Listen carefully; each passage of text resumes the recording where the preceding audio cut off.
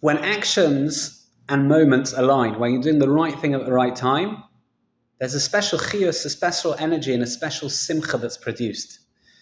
Did an experiment where they asked these top-level waiters how long could they remember the orders for. Now, these were waiters who didn't need to write down the orders. You'd have tables of 20, 30 people who would order their food with various requirements or requests, some off the menu, on the menu, and the waiters didn't need to write the orders down. They just remembered everything.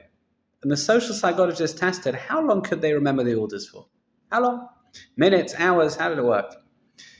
And they found something fascinating. They found that the waiters, as soon as the food was put down on the table, as soon as it was served, as soon as their job was done, they couldn't recall the information. Whether it was minutes, hours, hopefully not hours in a restaurant.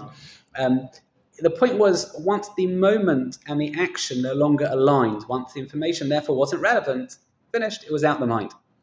The Netziv writes in this week's parasha that in hitting the rock, instead of speaking to the rock, Moshe chose a moment that didn't align with an action.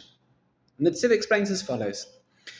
You see, speaking to the rock wouldn't just mean speaking to an inanimate object. It means giving musa, tefillah, leading davening in front of the rock. In other words, tefillah. Jewish people davening is a natural way of procuring things.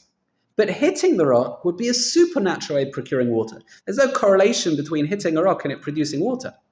Says in Netziv, Moshe, in deciding to hit the rock instead of speaking to the rock, was choosing the supernatural over the natural. And Sefer Bamidbar is the transition from the supernatural existence in the desert with miracles to the more natural form of Hashgacha in Eretz Yisrael, and therefore in hitting instead of speaking to the rock, Moshe was no longer a fitting leader to lead us into Eretz Yisrael. An action and a moment that didn't align. There's three parts, effectively, to our personalities. There's Ruach, Nefesh, and Das. There's who we are, there's what we want, and there's what we do. When those three are aligned, that what I want is an expression of who I am, and what I do is an expression of what I want, that produces simcha chiyus, the right things at the right moments. When there's a misalignment, when what I want is sometimes not really who I am, or what I do is produced by something other than what I really want, that's not simcha, that's not chiyus. That's not moments and actions that add up. Please God, all our moments should be meaningful, impactful, and our actions should be commensurate and at the right times as well.